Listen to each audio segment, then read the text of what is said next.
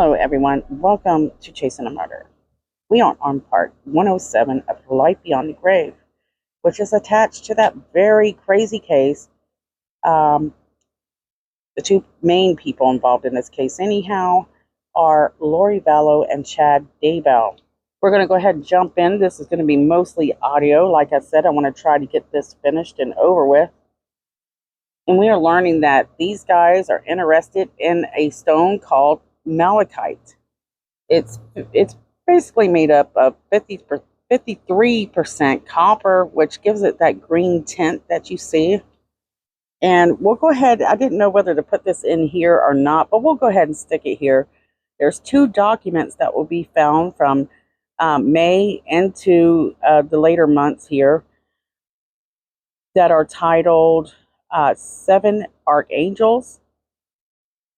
The second title was Presiding Council of Archangels. In the first document of the seven archangels, they discuss malachite. Attached to that, they speak about Raphael and James, and we'll go into more details on this shortly. They also mention the day Tuesday. Now, we all know that Lori and Chad will get married in the future, November 5th of 2019, which is a Tuesday. In the second document, their names that are mentioned are Alina and Lily. As you know, Lori likes for many people to refer to her not by her name, but by her nicknames like Lolo or Lily. We're going to jump a little bit ahead here and talk about the fact that why would Chad and Lori be interested on Tuesday? You know, what kind of meaning does Tuesday have for these guys? And there's several traditions through Jewish religion and Catholic religion that we can attach Tuesday to. One thing is that the Jewish communities are very interested in holding weddings on Tuesdays. On this day, there is a portion of the Torah that is not chanted in the synagogue. Now, we know that malachite is somehow being related to Raphael being one of God's archangels. But there's also a folklore to wedding on a Tuesday. Let's go over a few of those real quick. It is said that the day of the week that you choose to tie the knot can influence your future and happiness. And that there is an old rhyme that will assist you in making the right choice on your wedding day. Monday brides will be healthy. Tuesday brides will be wealthy. And basically the Wednesday brides, well, they'll have the both of best worlds.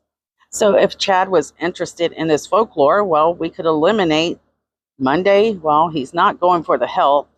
And Wednesday, he's not going for both health and wealth. Tuesday represents wealth. So if this old folklore mattered to Chad Daybell, well, it seems he wanted to get married on Tuesday because he wanted wealth. Now just know that the angel Raphael is associated with the color green, and that get married on Tuesday as well. Here's a few other little things that might stick out. Is you consider that, around this time in the spring, the Holy Week of Resurrection of Sunday, that'll be on Sunday, approaches. So the return and resurrection of Jesus Christ, and Jesus will actually take his disciples with him as they return to Jerusalem. For the Jewish, Tuesday is actually considered a very lucky day, at least to the Jewish calendar. So we know, at least for the malachite, it represents health. It represents several religious deities, leaders, and angels. Around this time as well, if you go to some of these forums that these guys are hanging out, they're talking about things like plagues and looking for any kind of hidden signs for the second coming and how to prepare for that. There's also talk that she's casting out, when I say she, Julie Rowe is casting out demons. And several of these people are wondering, what kind of energy healing or the process does she take in order to rid people of these demons. So one person is very interested what they know about Julie Rowe and her doing these castings, dealing with demons and other things. One person replied that they knew that they were the RS president in the in a certain ward when a couple was going through some issues over Julie. Julie was telling a man that he had been Moroni in a different estate. He had an integral role to play in what was coming in the future. Julie had a few friends. Now you got to think about what Lori's doing around this time that say that they kind of get this guy in their circle and try diligently to make this man remember that he was Moroni and how to find the plates. His wife was not happy about what all this stuff that Julie was kind of teaching or persuading this guy to do. And Julie tells the man, you know, your wife is of the dark and should be taken out by God if she didn't get on board. So I was sad to find this, that they were using threats to control people. According to the source, which says that Julie actually convinced this man to buy $75,000 worth of guns and ammo, as he would be the captain of an army to fight incoming troops. This guy would ultimately lose his business, almost lost his marriage. So when people think that people like Julie Rowe, Chad Daybell, Hector Solsa, all these people that are teaching these things, that they're not being affected and it's no harm done, well, they're completely wrong. It's around this time as well that they're starting to hear rumors that Julie Rowe is about to be excommunicated. Guys, this is unscripted and I'm going through the timeline, so it's going to be kind of sloppy, really sloppy today. So one person is actually says, you know, asking what kind of harm Julie Rowe has caused is like saying what kind of harm did Jim Jones, Marshall Applewhite, and Bonnie Lou Nettles cause. So there's several people that are very, very concerned about all these teachings. This person seems very desperate to let them know, look, I'm not here to tear people down. I'm here to warn you and say, look, something bad's going to happen if this doesn't stop. And boy, if there was a visionary, like I have said before, this person might be that. So here's the things that this person is accusing Julie told them to do. She had told him and his wife that it was okay for them to both quit their jobs and liquidate their retirement because the end was going to happen within 9 months. When he wrote this was like 5 years ago that this should have happened. This guy said he didn't agree with his wife on this request, so my wife threatened to divorce me. He said in an effort to save his marriage, he liquidated his 401k a few years ago. This was right before the strongest stock market surge we've seen in decades. Since then, he's discovered that he's lost $500,000 over his life of a retirement fund. Not to mention, he said he was forced to leave his fantastic job so they could be closer to the tent city.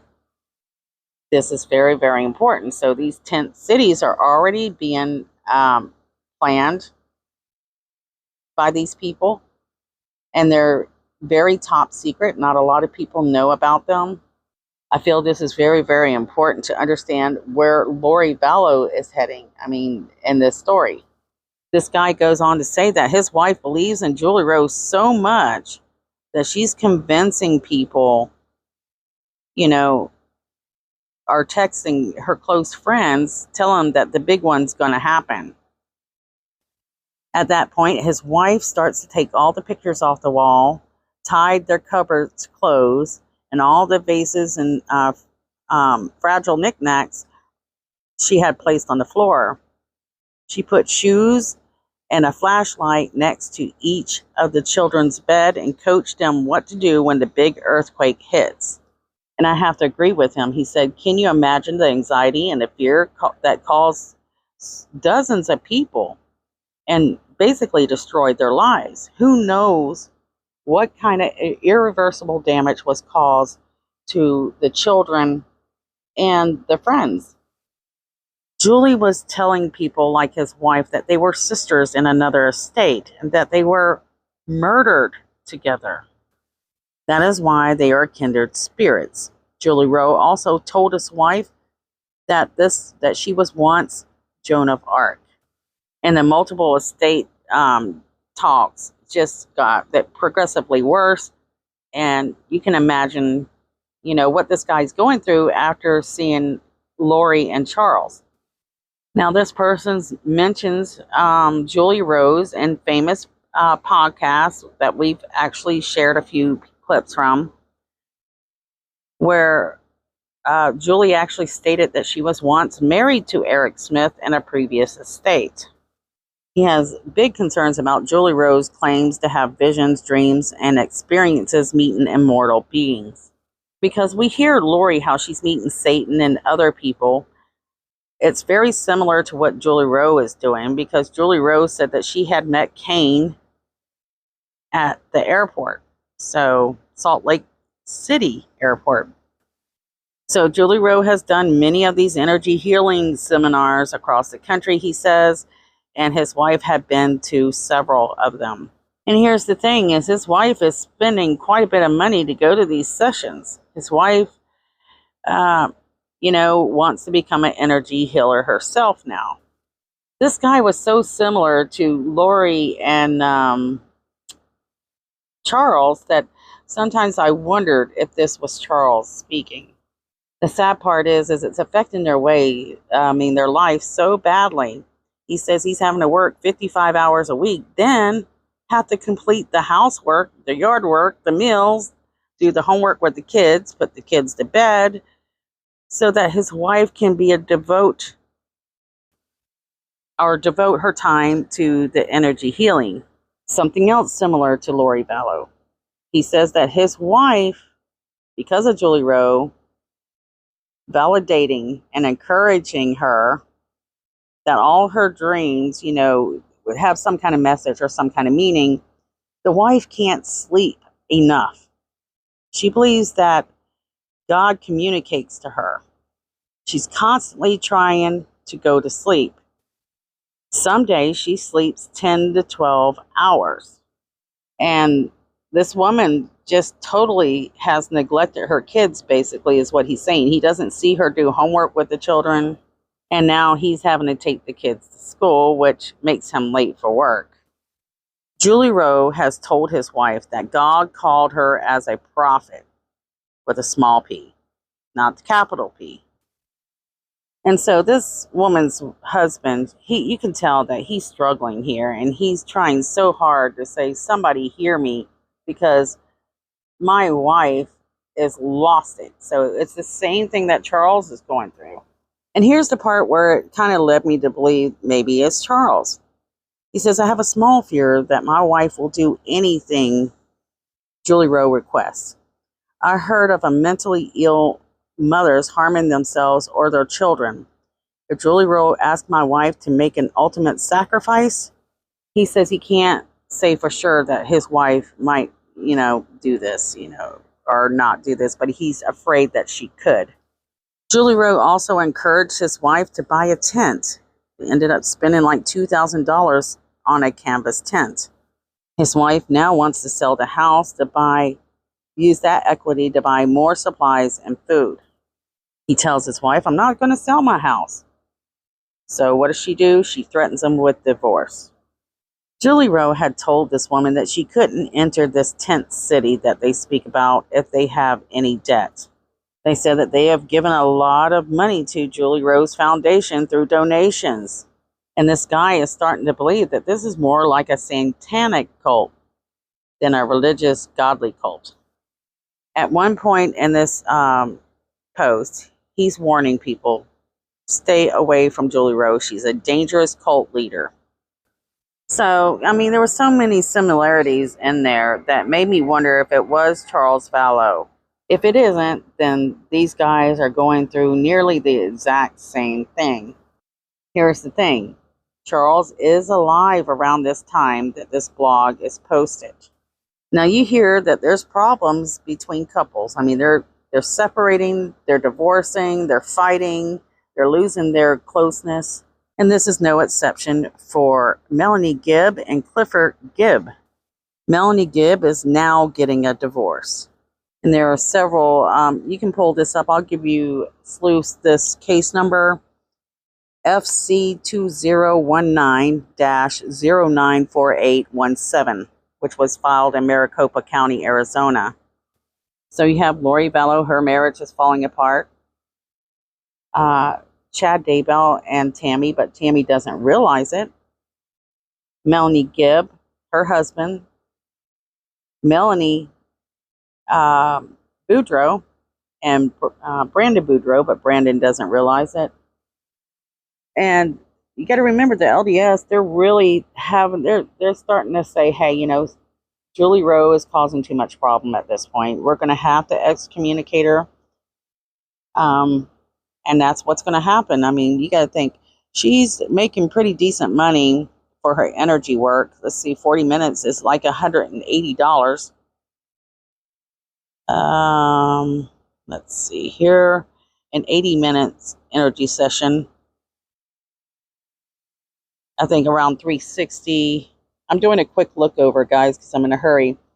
And then you have an in-person all-day class Saturday, January 29th, 2022. It says in Provo, Utah, where she was charging $475. So LDS Healing and Emotion Code exposed. They're all trying to give warnings still about Julie Rowe. And they discovered that Julie Rowe was finally, for them, excommunicated from the church, which brings a lot of relief for a lot of these people. And because you have so many people, Mormon, especially women, following the energy healing thing, they're kind of singing out a warning saying, you know, this spiritual apostasy, and this is going to lead you to being excommunicated. So they're trying to give an example or make an example of Julie Rowe. But that doesn't seem to help a bit because Lori Vallow's she's on a roll. And it appears that on May 26, 2019, Julie Rowe announced on her podcast that she was excommunicated from the church for apostasy. During this time as well, around May 29th of 2019, there's a conversation about Charles and his alleged demons between Lori and Zelima. I'm about to end it right here, but it says that Lori allegedly believed that her husband was possessed by several demons that needed to be cast out. In the messages of May 29, 2019, between Lori and Zelima about Charles, Lori said, quote, perfect. I found out that there are 4. One is a level 4 entity. His name is Hiplos, end quote. So for Charles, these demons, they're switching. He's been possessed several times, according to Lori, and they are growing stronger with each new possession. A lot of people try to figure out who Hiplos is, and he's basically a demon helper for Astaroth. And I've gone over it once, but we may go over it again later. So to make it easier for uploads, we're going to go ahead and stop it right here. At least we're kind of getting some ideas of what's going on behind the scenes with Lori and why it's kind of escalating to where it is. She does seem to be mimicking Julie Rowe quite a bit, and so does Chad Daybell. And then you had all these people. There's a lot of people concerned about these teachings, but what can they really do about it? Don't forget about these girls here. Their faces, they're missing. Their stories still unsolved. We don't know where they are. We want to bring these guys home, preferably safe. But overall, we do want to bring them home. I love you guys, and I'll see you guys soon.